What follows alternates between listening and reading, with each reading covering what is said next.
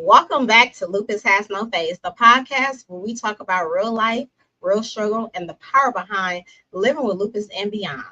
I'm your host, Savannah Burtz, and today's conversation is way overdue.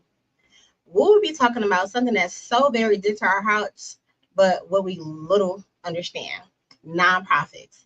Yes, you heard me, nonprofits. What is a nonprofit? How do we know who's genuine?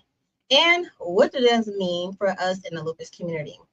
We are joined here today with my sister, Miss Dr. Gurrola is in the building today. She will be coming with both knowledge and heart in this space, okay? So get your ear pods, get comfortable, and let's dive into it. Hello! Good evening. You got me again. Aren't you lucky? I mean, you are so beautiful and so important. I mean, you may be here a couple times. That's what happens when you are a very important Maybe person. to you, I can't say that everybody feels that way, but we don't care tonight. We don't. Perception is reality, right? So, before we dive into all of this, tell us, you are in the beautiful where and enjoying the beautiful what? I'm in Tampa. I'm in Tampa at a leadership conference. I arrived today and I'll be here for a week. So it will be a lot of work, a lot of classes. I like to learn. I'm a life learner, as they say. But it is a sorority thing down here and frat thing down here in Tampa. See, you see why I love having you, because you stay up to date on education, okay? Just want to let the people know. We gotta give you kudos when kudos is due. What we'll be talking about today, what is important in the lupus community when it comes to nonprofits, right? So there's absolutely nowhere to start but just to start educating them. So I'm going to kind of like pivot a little bit. I chose you today to talk about this subject because you are well overqualified to talk about this due to all the education that you have. Did you say overqualified, Savannah? Overqualified. You know how they say overqualified when they don't want to pay you the right dollars. You was looking at that transcript. That transcript was very impressive, but I wasn't surprised. Because what are you doing now? Learning. What am I learning now? I said, because what are you doing now? You're learning. You're being educated on something. I'm learning something that I already know from my doctorate program, but to rise up in the organization, you need to get credentials and certifications in things like leadership, organizational change, conflict resolution, those type of things. So although I feel I'm well versed in that, I have to go through the chain for this organization that I'm attached to today. Well, I wish you all well. Get some rest while you are doing your thing. So we're going to start with, for people that may not know what exactly is a nonprofit organization, how does it work or compare to a for-profit. So we want to know what it is and what's the difference. Well, a nonprofit or not-for-profit, however you want to say it, is the same thing. Organization is one that is created based on a need. So it could be a social need, it can be a health need, it could be a cause. So whatever cause you're working for, health literacy, lupus, homeless children, whatever the cause is, that organization then will set up as a not-for-profit. And the only difference between the not-for-profit and the profit is the tax code or the tax status. Gotcha. So with that being said, are you affiliated with any other nonprofits? A few. I mean, I think, yeah. So let's see. Let's start with Disability Lead in Chicago. I'm affiliated with that nonprofit. That one is geared toward people with disabilities taking on leadership roles and teaching how to use your disability to lead. So that's one. Then we have Lupus Society of Illinois. That is a nonprofit. I would say mid-size nonprofit for lupus awareness and advocacy. And then there is Aspire, which is a nonprofit. That mission is to serve people with disabilities in the community. So more like the older disability community as far as housing and work development and, being transitioned and accepted into the community. And then we have Zeta Phi Beta sorority, which I'm here in Tampa on the leadership conference. And then I think you and I both have been established or familiar with Gamma Pi Rho Lupus sorority. So that's what, about 5 or 6? I stopped counting after 3. Look, I stopped counting after 3. I was just gonna say that the count got done after 3. I'm pretty active in all. I would say just recently I stepped back a little bit from one organization, but for the most part, I'm pretty active. I mean, I think you see me moving around, doing stuff. Oh, for sure, I see you moving around.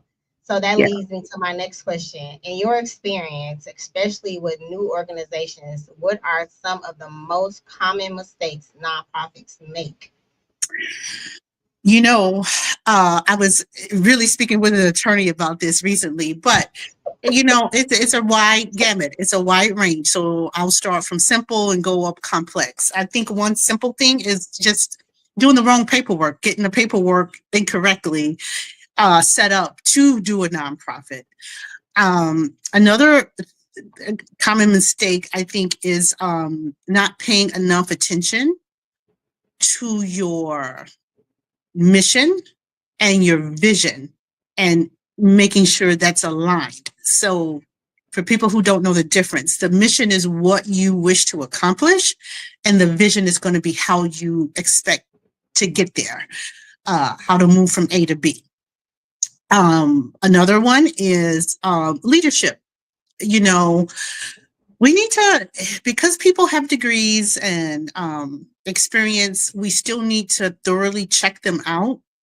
And I see lots of mistakes with board, either nonprofits not having sufficient board members or not being able to vet them, not diversifying them. And then a big one I see is financial mismanagement. And so those are some common ones I've seen, and some of them I've had experience with. But yeah. And one that is like really, really kind of, it can hurt the business is not utilizing your talents and resources that you already have within your network, within your people, within that organization. So misaligning roles. So what I mean by that, because someone has the role of an accountant or the role of a CFO, they may not be the best fit for the role, even though they have that title. Title does not equate, title and position does not equal being able to do the role. But likewise, you have people, most leaders, believe it or not, most leaders hold no official title or position. It's in their relationship with other people. It's in the way they motivate and inspire other people that they are leadership. It's not that they are the vice president or the president or the CFO or the COO or any other 3-letter initial that you have in businesses. I can attest to that. I've seen a lot of that. Yeah, I'm just gonna keep like that. I've seen a lot of that. So just to kind of like generalize, touch on some, but not point each one out. If you are truly making a mistake, can it easily be corrected? And would you be at fault for something that you didn't know? I would say a lot of smaller startup nonprofits might make some mistakes, some glitches along the way because they're new, right? And they're learning. So some mistakes are, just minor and can be easily smoothed over. But then we have mistakes that are more egregious and require some ownership and some repair. And what does that look like, for an example? So I would just say, I'm just going to give you some general nonprofits that have struggled in the past, right?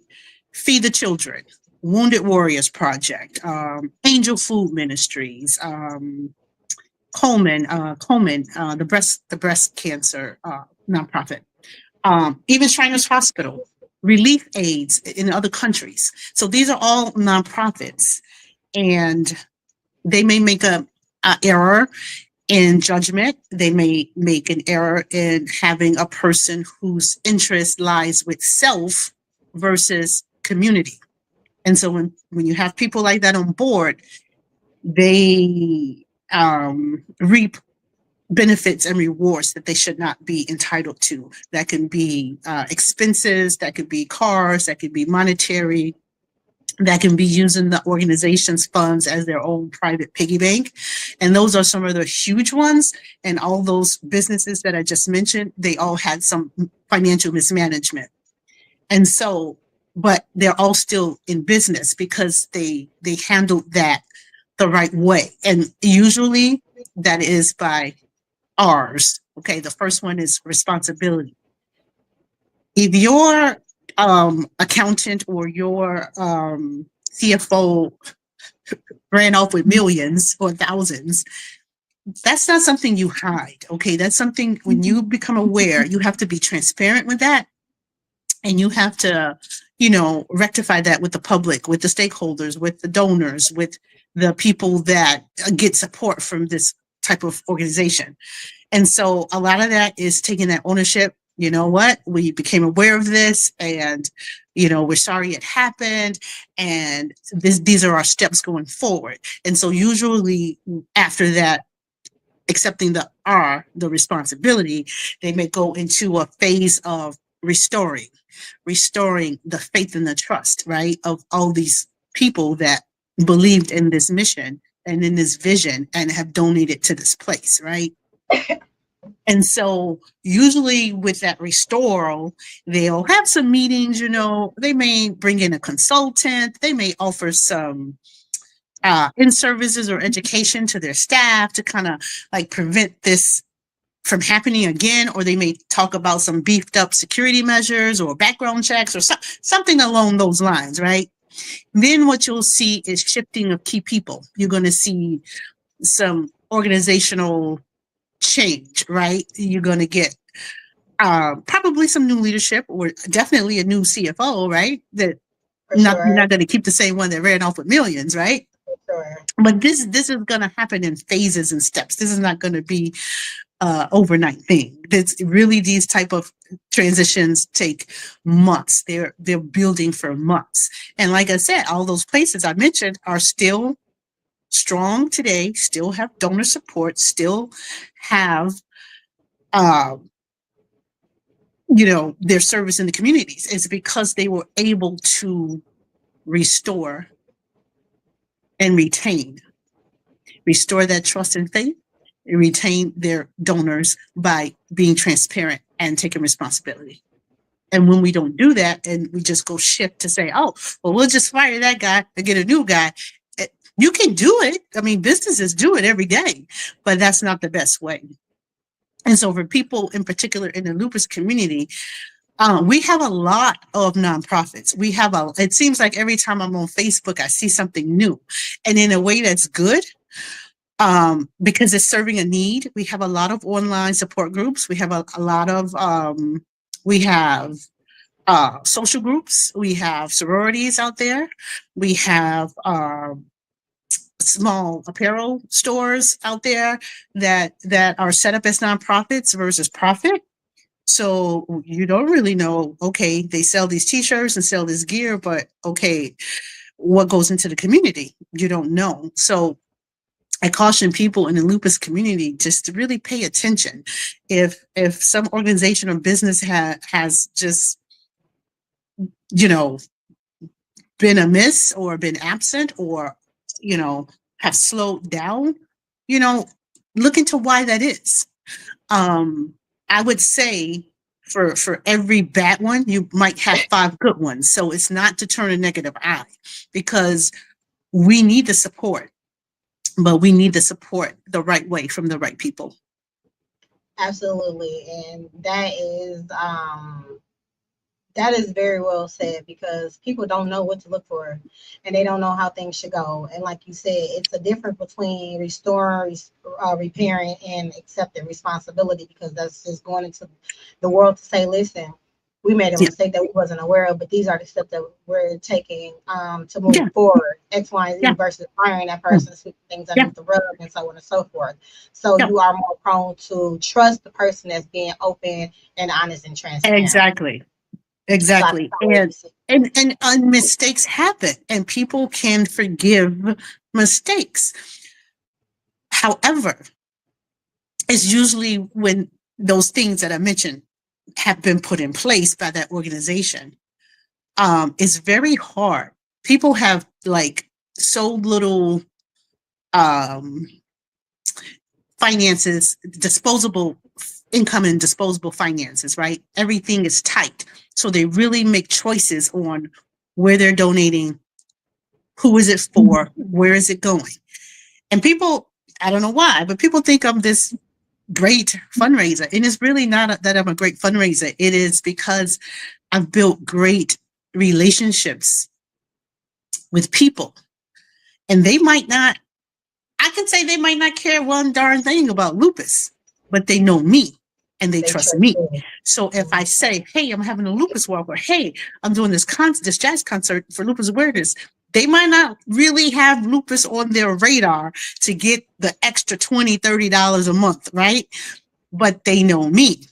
And so the true relationship is in the impact that you can make and what they think you will do, and the relationship, the networks. And that's really my core and what I do with, like fundraising or walks or like rallying people behind the cause. Until I can sway them for the cause, sometimes it's just me and the relationship we built, whether it's through business, whether it's through the hospital, whether it's I grew up with you on 33rd Street, or I went to school with your daughter. Well, I didn't grow up on 33rd Street, but I'm just saying. But it's the relationship. And just an example, a couple of weeks ago, you was in a room and you heard a couple of people say some things, right? About me. It was the relationship. I was just about to bring that up. Like, you just, it's on topic kind of, but you were graduating and you was throwing an event to celebrate you. Instead of celebrating you, or celebrate other people by giving them scholarships. So that says right there, that says a lot about your character, period.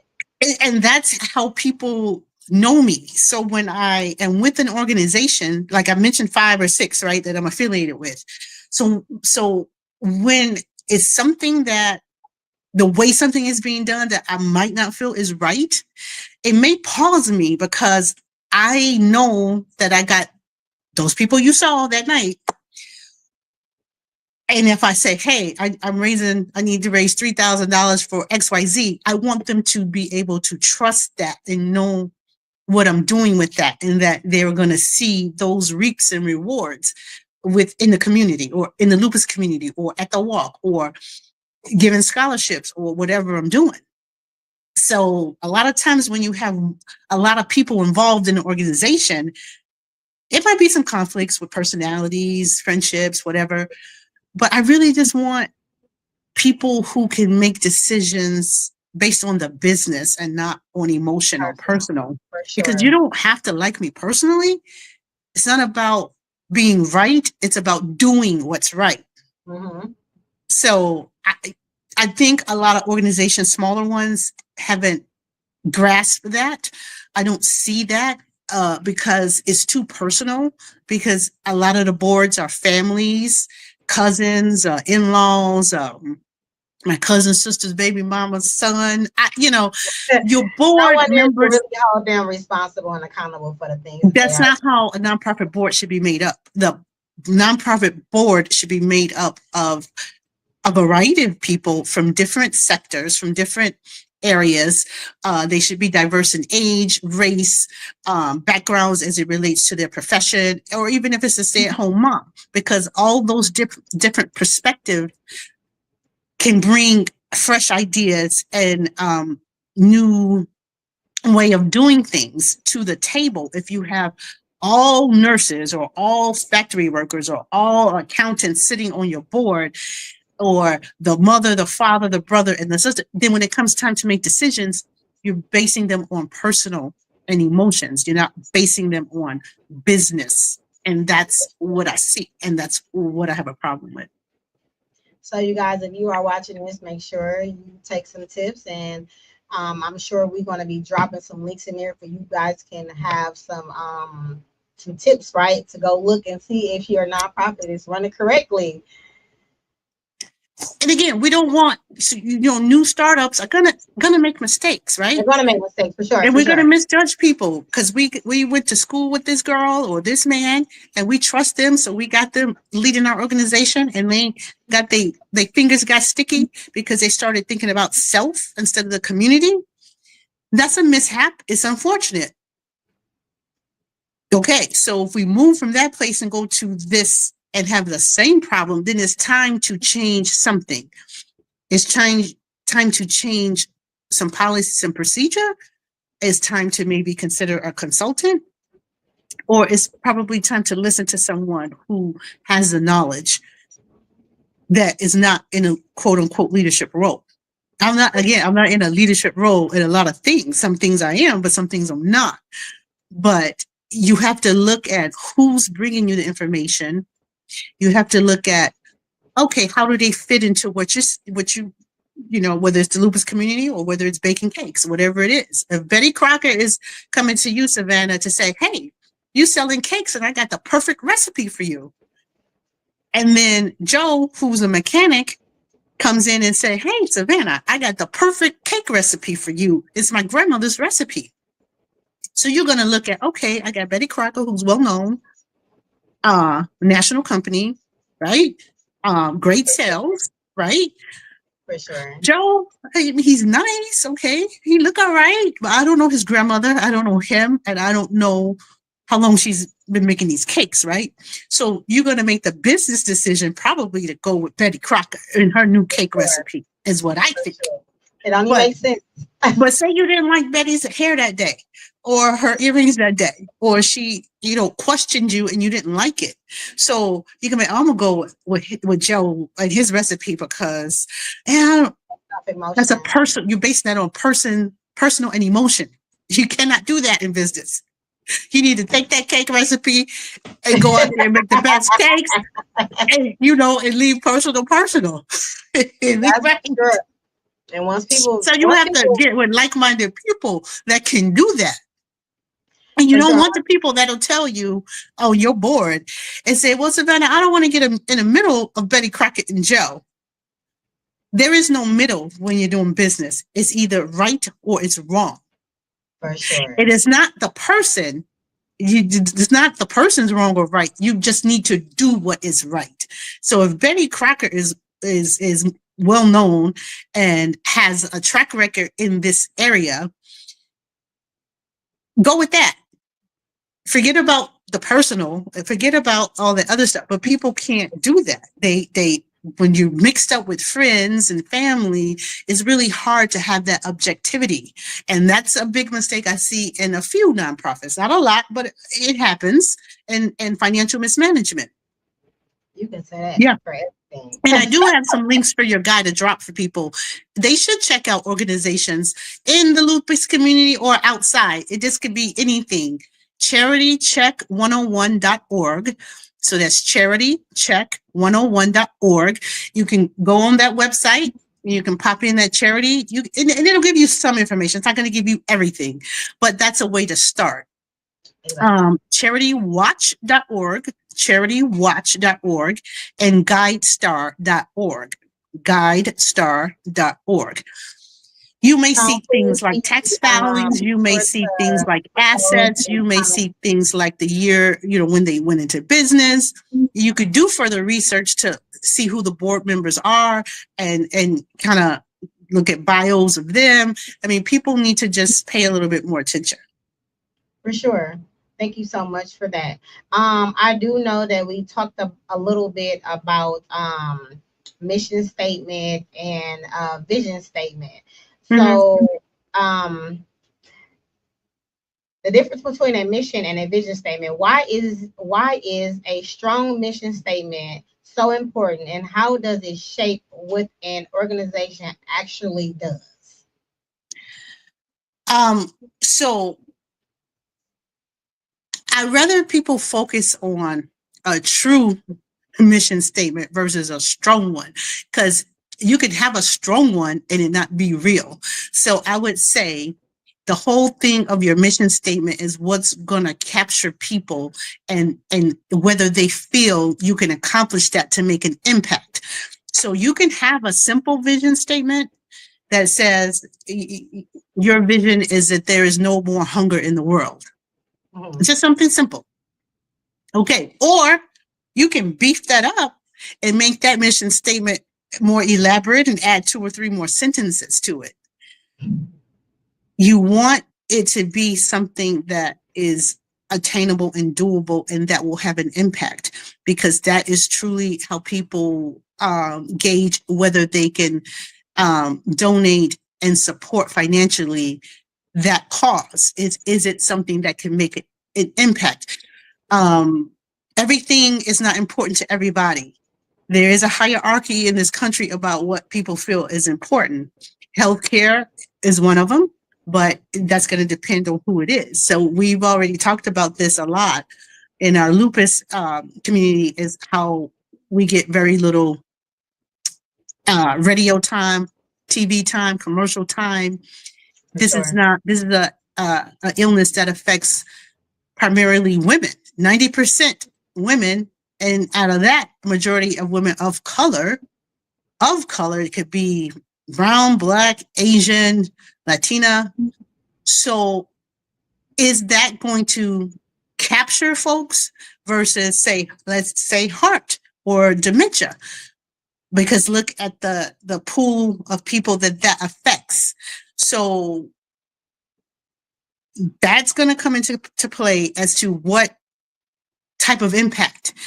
Is it an impact toward everyone? Is it an impact toward a select group? When it's an impact towards a select group, you're going to have limited funding. You're going to have limited sponsors and donors and people that donate to that. That's just the way it is. But that doesn't mean the mission statement wasn't strong. We just know that we're behind the 8 ball with this because of those demographics. For sure. Of lupus, right? For sure. Thank you so much for that. We often hear the team due diligence. When it comes to supporting organizations, What does doing your due diligence really mean, and how can the average person do it? Doing your due diligence with these organizations. So again, people know, know names like Red Cross, Salvation Army, Feed the Children, World Hunger. Doing your due diligence means checking out these organizations, checking out their leadership and their structure. Go online and find the information. See who's leading. I mentioned this before. Check board members. See their website. See newspaper articles. Go on Yahoo Finance. Look up nonprofits. See what that business has been doing. See if the monies that are collected, can you see that in the community? Can you see where it's going? Do they have any metrics or numbers for you of where? Now, under $50,000 organizations, you won't see much with that. And if you call and ask them and they don't want to show you anything, I probably wouldn't support that. The bigger ones have it online, and you can see where they're donating to, where they are putting the funds. So that's what doing your due diligence means. It could be a new startup nonprofit. So at that point, you want to go in a hold, wait and see. Maybe send $100, but then wait. Don't send nothing big until you kind of see what they're about. See if the action is matching the words. See if the action is matching the vision statement. So if you have an organization who says they want to do lupus awareness and lupus education, okay, just go to their website and see if they're doing that. Look under their past events and see what's there. I mean, if it's, feed the children or feed the hungry, go on their website, see what impact and what communities have they helped feed. Where have they sent food? Where's the food pantry? Where's the food coming from? Who's supplying it? You want to look at those things. So that's doing your due diligence, because people will get over on us. We're vulnerable. A lot of us, and when I say us, I'm speaking of the lupus community here. And that's men and women. We want to feel a part of something. Some of us have lost friends. You've talked about this lots on your show in different segments about the anxiety, depression, the fatigue, all that still comes to play, that you lose your friends and your connections because you're sick half the time, or in the hospital half the time, or hooked up on dialysis the other half of the time. So when some organization comes along and say, hey, we got a place for you and come over here and we're doing this and we're doing that, you're vulnerable because that's what you need. You want those types of relationships. And those are good relationships to have camaraderie with other people that share your, lupus. That's amazing. But you're vulnerable. So do due diligence and check them out as well. Somebody asked me in the lupus community to tag team with them on something. And I asked about the board, and they told me they didn't have a board yet. I said, but you're a nonprofit. You should have a board. And they said that it's been rough getting, they've had trouble getting board members. So I kind of was like, well, let me just wait. I didn't want to step too deep into that. I can support them, but without going 100% in. You know what I mean? Because I'd rather the structure and the foundation be right. Because when the structure and foundation is not right, you're liable to have problems. And that's when some inside person is going to have sticky fingers or start having a self-interest versus community interest. For sure. Thank you so much for that. So, Dr. G, is your background in nonprofit work, or was this something you were caught into through the life experience? Not work at all.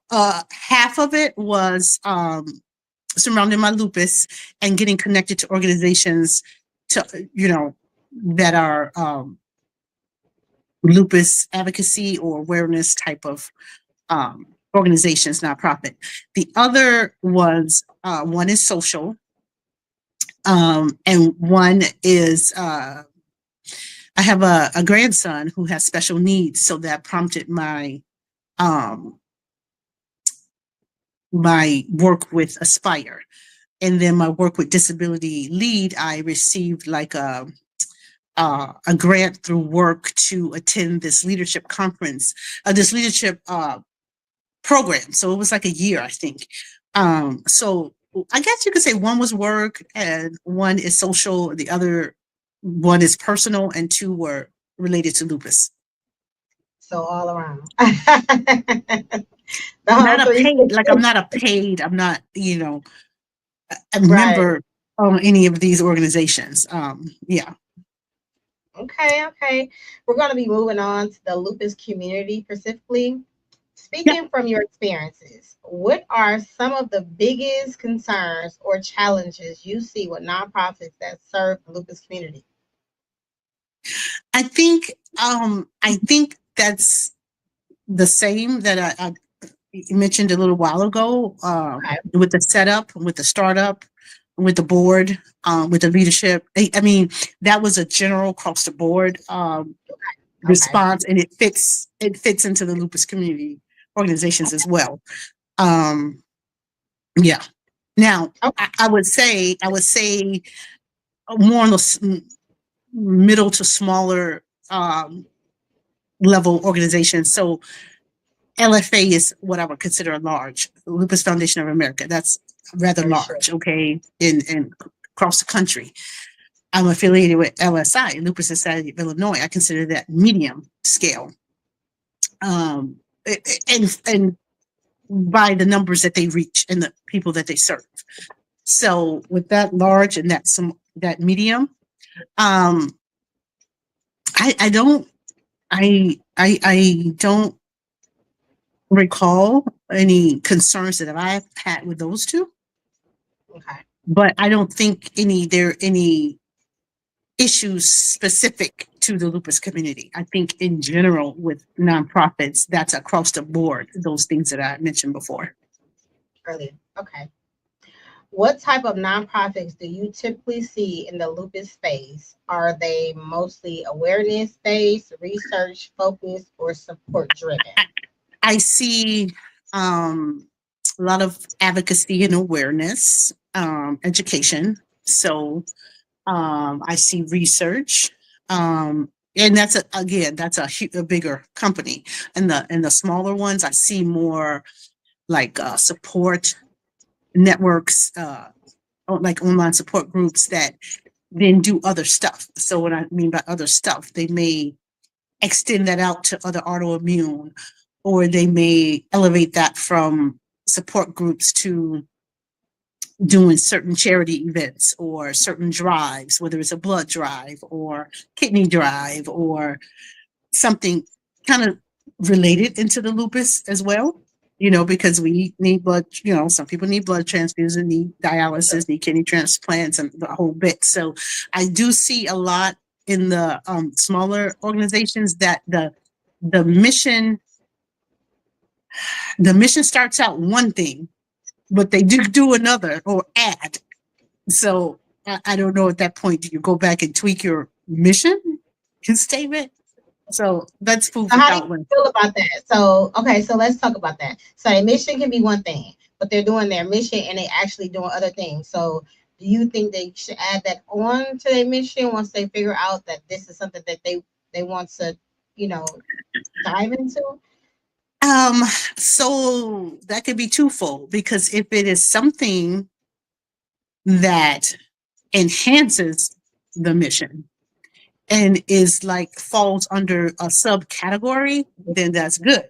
But if it's something totally different, so I'm gonna give you an example. If your nonprofit is set up to do awareness and advocacy on lupus, but then somehow in that you are doing toys for tots. If those toys for tots are geared to lupus pediatric population or to children of lupus warriors, then that is a tie-in.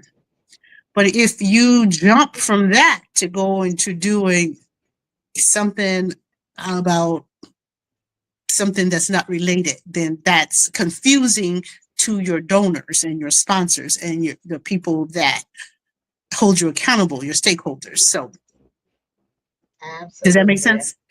That makes great So you can sense. tie it in. For instance, you tie in, okay, your lupus has no face. So I think your mission is to bring awareness and advocate on lupus, right? But under that, you will talk about subtopics that highlight professional lupus warriors. You might have a subtopic or category to talk about health disparities with, or not even health disparities, but similarities between other common illnesses that plague the Black and Brown community. So you might do a series on lupus, MS, sickle cell, and talk about how they're related in a sense of symptoms. That's still raising awareness on lupus, but we've added in some other education. So that's not far off the mark. But if you all of a sudden now are talking about the stock market and the Fed rate What are and the we doing? housing market, that might confuse people. Unless you're tying it to wifey, women investing for financial independence, who happen to be 3 lupus warriors that flip real estate. So it depends, Savannah. So you see how that could go? Yes, You see what I mean? How it could start one way and end up somewhere else? that's But right. it And could when make sense, but then it could not make sense. It depends on how you line it up. Like you talked, like the last time we spoke in this platform, it was the doctoral lupus warriors doctoral journey, right? So you're yes, saying, hey, we might have lupus, we might have this thing, but we still can accomplish, we still can strive for our dream, right? So that ties in. I get it. I Now, if you go talk about the mountains, or talk about skiing in Colorado, then I would be a little concerned about you.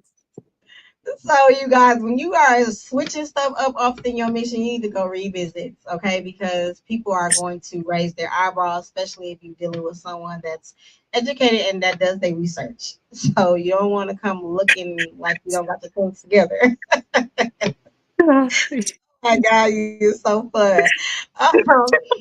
In your opinion, what's missing in the nonprofit space for people living with lupus?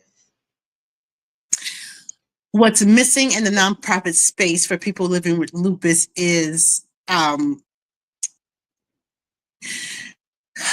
support on a larger scale, and that can go many ways. So I'm going to explain it and break it down just a little bit. You go to a heart walk, and nothing wrong with a heart disease and supporting that. You have several thousand people walking. You go to a lupus walk, you might have a few hundred or 100. It's like, it's hard to get people out. It's hard to get people physical presence. Forget about the dollars and the money that can help do things, right? We want to give scholarships too. We want to fund research too. We want to do these things too. We want to do back to school drives for, there's a whole pediatric lupus population. What's missing is the corporate stepping up to sponsor us. That's missing. Not one commercial ever have I seen about lupus or medication or drug to treat it. That's missing.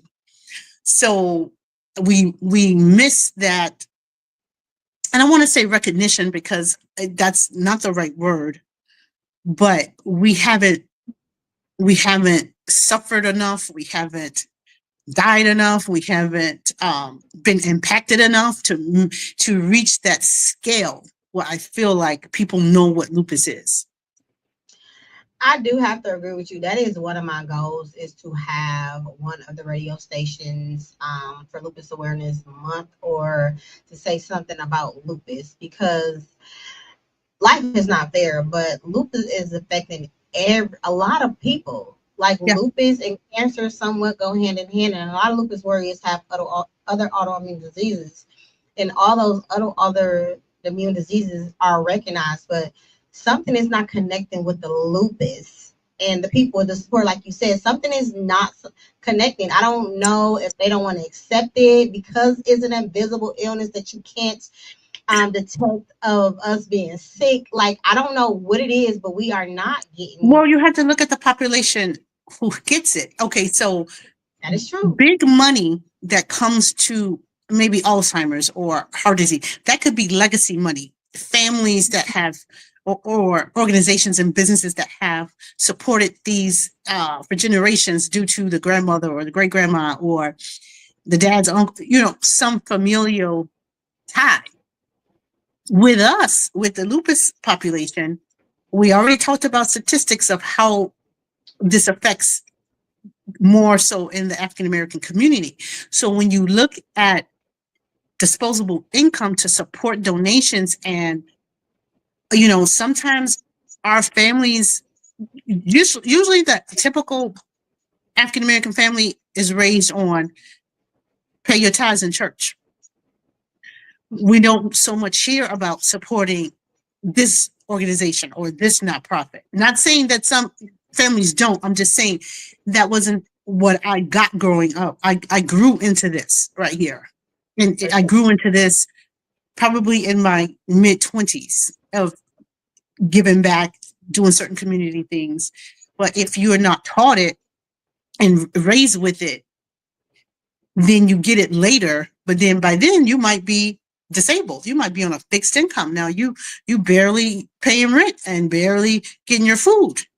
So it's not on your brain to say, let me support lupus cause. So the people who are in position to support lupus cause, it's going to have to be the ones in the community, the ones who are still able to work, the ones who are still able to network, the ones who are still able to speak intelligently on it and reach networks and other people. So that's my thinking with it. Yeah, it would be nice to get a star or somebody famous to jump on our campaign and visibly do it. I mean, I know there's a few that do some things here and there. Some, famous people, actresses, actors, singers that do benefit concerts and stuff. So it's some, but that usually is into the LFA, Lupus Foundation of America. And so that usually gets folded into those larger organizations. The mom and pop nonprofits never gets any of that or sees that. So we have And to not do it. Yes, and not to even spend too much time on that, because we can have a whole episode on this. But the thing is, like, for some odd reason, when someone talk about cancer versus lupus, it's totally in two different worlds. It's like, if someone get diagnosed with cancer, you want to do your research, you want to do this, you want to do that. But for someone to get diagnosed with lupus, you don't do no research. You go off of, oh, I've heard, or oh yeah, this friend of a friend had it, and you still don't know what it is to this day. So, like, Yeah. again, I don't know what is the disconnect when it comes to lupus, of why people are not educating themselves or don't want to know about it. And it's a lot of famous people that has lupus that are not as loud as the ones who has cancer, to bring awareness to lupus, if you ask me. A lot of it is the connection. Like, you care about what you're connected to. So most donors for larger organizations, they have a connection. Sometimes it's a personal story. They may have had a wife pass away from breast cancer. They could have had, a child with lymphoma that died, so that personal connect sometimes. So remember, with fundraising, it's twofold. One is the impact. So we already talked about the community that lupus strikes. And so is that an impact enough for people to say, oh, let's do something with this? if it's touching mostly in the population of women of color, 10% of men, and there's affects white people as well, but the majority of what's impacted by that is what? Okay, so then you have the impact, and then you have the relationship. So donors and supporters need a relationship, whether that's going to be networking, personal, business. A lot of my networks are business, through work, through other things. And I have I would say a decent sized network. I mean, it could be huger, but I have, but those people, I can't say how many support the cause of lupus, or is it the support of me? And I think I had one person say, it's you, whatever your hand is in, I support because it's you. So they could care less if it's lupus, heart disease, Alzheimer's, needy kids, backpack drive. They don't care. If my name is with it and I go to them, they will help me. But it's not, so that's the relationship piece. The impact piece is they know. I usually send proof of what I'm doing, whether it's like this link for your show. I sent it out to people because I want them to see that I do these things. Oh, you do. I take pictures at the wall because I want them to see where that support is going, right? The For scholarships. Sure. The scholarships, I want them to see that, because We was there. then they know, they don't have to wonder, well, I supported that, but what really happened? I was fortunate with some help of a few people to give 2 young men scholarships. So that's an incredible feeling. But that's not about me. My graduation wasn't about me, Savannah. It was about other people. I made it about other very people. Clear. This has very little to do with me. Thank you so much. The dinner was so wonderful. Like, oh my God, I didn't even need all that food. You definitely did your thing. You're welcome. She definitely did her thing. But too, like, when I started off as my nonprofit, it was a lot of people that I was helping, but that did not want to be in the public. And I struggled with that for a couple of years until I was like, okay, I know how to do it now. Because I'm like, people need to know where this money is going to. They need to see what I am doing, because I will want to see what you're doing with the money that I am giving you. So I learned how to still make it public without putting those people private business in public, if that makes sense. Yeah. Because I've donated, and I sometimes, you have a lot of time on your hands or whatever. You sit back and be like, what is this person doing? I done gave them this and gave them that, and I haven't heard about them, haven't seen anything. Like, what are they doing? And I had a full-blown conversation not too long ago with this particular person, because this person that I was donating to, like, they were pretty expensive. And I just was like, what are they doing with the money? And I haven't seen anything. So I definitely understand what you're saying. And it is on us to take accountability, to do our research and our due diligence, because we are vulnerable and we want to be a part of things because of how we are. So that is true. And I would say for the membership-based organizations that are set up as nonprofit, what's being done should be done on an organizational level, not on an individual level. So if you're involved in an organization and I'm involved in the same organization and we got 30 other people involved in the same organization, our the combined efforts should be organizational, not 2-3 people here. And I know that has that's come up to me, on the sideline. And I've expressed concern about that. So yeah, it's always somebody watching. Just know that it's always somebody watching nonprofits. There's always an eagle eye. And the takeaway here is we must learn from mistakes and make a concerted effort not to repeat the mistakes. And that's going to come only through doing something different. Because when you change nothing, you reap the same thing. For sure. And I just want to thank you too. I have reached out to you numerous different times to ask your opinion or your thought process because I don't have the time to do my due diligence because my time is elsewhere. But I know that you were once aware or once involved to just ask you personal questions. And you brought something up about this one particular organization. And it's like, I never sat back and thought about that. Or you're right. Like, Think about that it. is crazy. You know what I mean? So it's just like, how can you have someone leading you if they are not walking in the same light of the mission or leading you to? And that was right there. That was just an answer to my question. Like, you are absolutely Yeah. right. So with leadership, again, you got to just be mindful that position and title is one thing.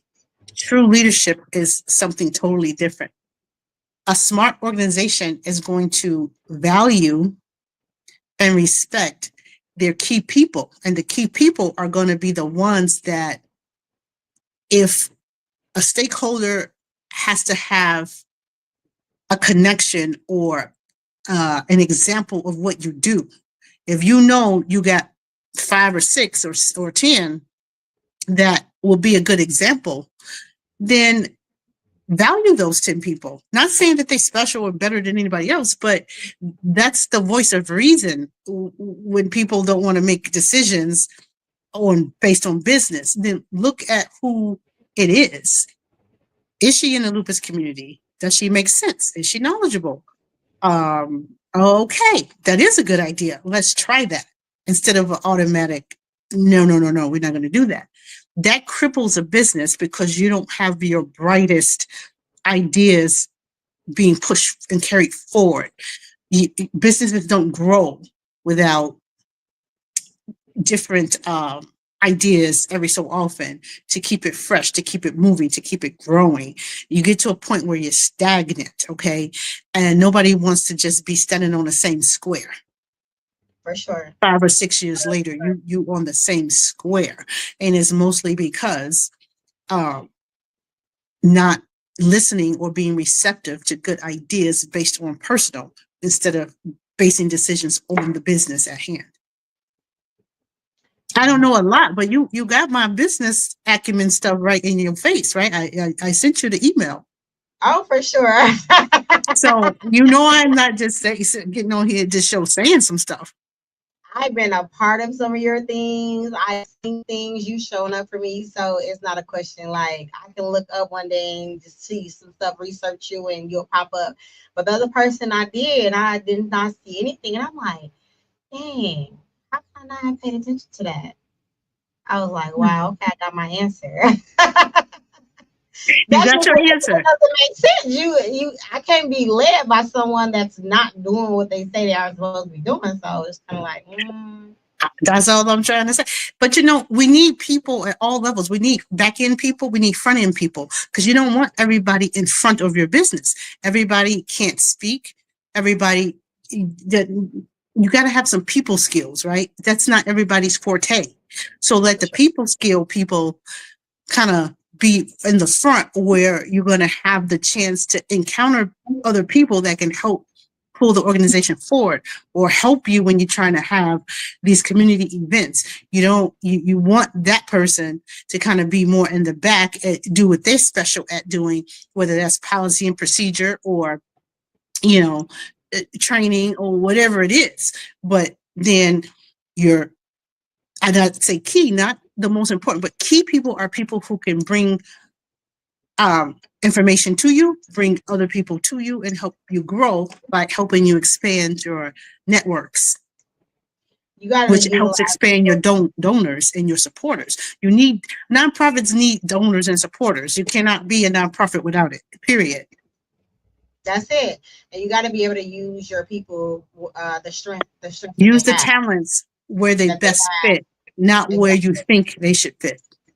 And that's where the emotion got to get cut out at. Emotions mean, at the end of the day, that's like the kid you give them the pacifier. That's the emotion. And people want, the tendency is to pacify instead of handle the business at hand. For sure. Woo. I know. Okay. I be saying stuff that just take you there, don't No, I? I don't be wanting to get off track. So I'm like, we can talk about a whole segment of this because, No, don't be trying to get me on your show for 2 hours. You already prepping that. Talking about, oh, we need another segment, girl. okay, looking ahead, do you see yourself starting a nonprofit or expanding the work you're already doing? So I'm in the process of setting up a business. It's not a nonprofit though. I am passionate about what I do. So I'm a little stagnant in a sense with my lupus. I do my lupus support group monthly. I got the lupus walk coming up. We got the jazz concert coming up. Lupus walk? When is your lupus walk and when is the Lupus jazz? walk is Naperville Pavilion at the Naperville Riverwalk Pavilion. It's August 9th. That's a Saturday. But Friday night is the Lupus Awareness Jazz Concert. Now, I know it's not May, but lupus warriors can celebrate lupus awareness anytime. And I was busy in May. I was getting busy walking the stage, so I could pull off the concert. But it's coming August 8th. So get your ticket. Get a ticket this year, Savannah. I was at the year before. I know I missed 1 year. I don't know. It was last year or the year before. Girl, you came, but you didn't get no ticket. You got in on your good looks. Okay. Don't be playing. I'm gonna donate and get my ticket. We definitely gonna put that in there. Y'all definitely don't want to miss it. You do not have to be a lupus warrior, but come support. It means everything. You would definitely have a good time. Oh yeah, you know that band is tight. Dion Langley and BKS get down. So man, listen, they had the kids jamming to that. So the kids was jamming to that, and you saw that was the music at the dinner party. Yeah, bam. Yes, we have to promote us in the lupus community. Nobody is going to just do it. It's unity. There's no competition in anything. You do things different. I do things different. There's no competition. We both lupus warriors. We do things different because I don't sleep standing up, Savannah. That was private. That's supposed to be private. I can't let you off the hook with that. Y'all have me now, so I don't recall. I'll plead the fifth. You plead the fifth? Okay. We had you though. We had you. Y'all had me. I was there in 2.25 seconds. So. That is so funny. Y'all got not let me down. Okay. But possibly, I never say never. I don't know if I'll start a nonprofit. I am in the midst of setting up a business, a family business. So. I know about that. So when you get everything up and rolling, I do want to know the exclusive of that. I just need a couple. I might have it by the end of the summer up and rolling. I mean, it's been. Well, you will be here to broadcast it. Girl, see, I told you was trying to get me back on the show. I said, you think you're special. You think you're special now. I mean, I am the little sister, my friends think we have a good rapport. They say you and her are funny together. Y'all should do more. It's like comedy, but it's fun because you guys make it entertaining. I mean, it's nothing but love. All love. That's what happens when you have genuinely love in the air. Yep. Friends, they know what they see. So listen, if you are monitoring someone who wants to create a nonprofit for lupus or chronic illness, what's the first piece of advice you would give them?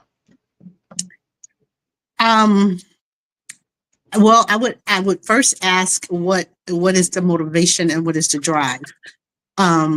Because just because they have the chronic illness and they want to start this nonprofit, or they yes, they have it. Mm-hmm. Yes, I would tell them first before they started to take a year to build support and networks before starting, and that looks like this. People you may know, but you can just say, hey, I'm thinking about starting an organization for Crohn's disease. Let's just say that. And they might be, well, what's Crohn's? And so that conversation starts. So that person, I would say, few months, 6 months up, start putting that idea in heads, start introducing it to people, start discussing it before you actually get there. So then when you have your opening, your grand opening, then these people are now, well, what's this about? Well, what's this? Or what? Because they kind of didn't know something about it. Now that relationship has been built. Remember, I told you impact and relationship. That's the two things. Those are the two key things, right? So that person, I would advise them to work on their relationships first. And I'm not talking about their wife and girlfriend. I'm talking about people in the community. I'm talking about potential stakeholders, potential board members. It's not easy to get people to serve on these smaller lupus organizations boards. It's not easy because board members serve for a few reasons. One, they must be passionate about or have an interest in that topic. But two, a lot of them, want it on their resume. They want to show that they're giving back in some way. And those are good things, but we got to still do due diligence. And that's what I would recommend to that person, is to start building those networks ahead of time. Because I see too many businesses just that are lupus awareness, advocacy, small organizations. They don't have support. They have a walk. They might have 3, maybe 5 people show up. And it's not that that's a bad idea. It's because they didn't develop those relationships. For sure. So you guys, there will be tips in the comments below. She does have a lupus walk coming up in August 9th. The jazz concert will be August 8th. We will definitely put that in comments. If you are not able to attend, donations are greatly appreciated. You definitely can look her up to see where it's going. So before we leave, because I don't like this to go over an hour because your time is very important. Yeah, you got me. You got me today. You about 8 minutes over. See, you're lucky I'm not billing, because baby, that bill for 8 minutes. What is some takeaways? What is some takeaways of today? Girl, I've been giving you takeaways all night. I said, takeaway. Due diligence. Takeaway. Research your organization. Research the leadership. Research the board members. But if you're thinking of new startup, build your connections and network of people and supporters first. So you're not just there with this organization with nobody supporting you and knowing what you're doing. So those are 2 huge ones. And the last one would be this. We all make mistakes. Once, okay. 2 times, we need to change some things, because you're leading into a third and you want to have some new things in place. Not just new people, but new things, new policies, new procedures, have a seminar, bring in a consultant. Like, it's okay to invest that time to get it right. Don't be so in a rush to let's get moving, when let's get moving should have maybe happened 8 months ago on a slower progressive plan. That's how transitions are done. They're not done overnight.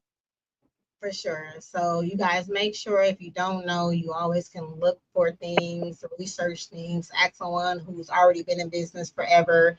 Do your research, do your due diligence is very, very important. It will save you a lot of time and money. Okay.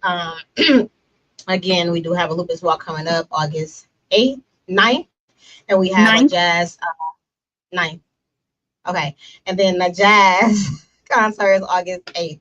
It is in Illinois. We will be dropping that in a link, you guys. If you guys are not able to make it, donations are greatly, greatly appreciated. And I thank you so much for coming on. You are like a regular now because you're so knowledgeable. Oh my God. See, you trying it. I feel you. While you are in Tampa, and being educated and upscaling on a ladder in your Zeta Phi Beta lupus sorority. I said lupus sorority. So thank you so much for taking out the time for coming on to Lupus Has No Face podcast. Yeah, because I took off blue and white. I was all in my stuff. I said, let me change this. So You better not be having no blue and white on this purple even.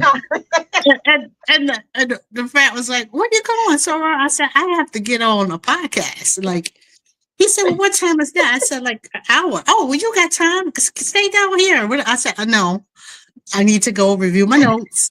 I need to be That's ready." why you So was that's late. why I wasn't Yep. early. But I left. I got up and left. They said, "Well, you coming back after?" I was like, "No, because I got to prepare for my class tomorrow." Like I didn't read my homework. Oh, okay. Okay. These Okay. conferences ain't no You joke, always, baby. They the real deal. So it's like I want to be able to talk and make sense and snap it out. and you always do that with ease. So thank you for all of our listeners that showed up today. Please comment, share, and subscribe. We will respond back. Again, we are You here don't have every to tell me how Wednesday. good the numbers be when I'm on the show because I be Oh, sitting there listening. I got No, some you stuff need to be for you. paying me, girl. No. I'm number 3, okay, in the nation. I gotta show you them numbers, You okay? got to show me your So numbers, baby. I gotta show you these numbers. I'm gonna put them up for you guys. You see how we going at it and we on this show. No, listen, you guys. No, thank you so much for tuning in. Please like, share, subscribe, comment. We will respond. We are here every Wednesday at 6:30 on all platforms. If you missed this today, go on Lupus Has No Face podcast on YouTube to replay. Till next time.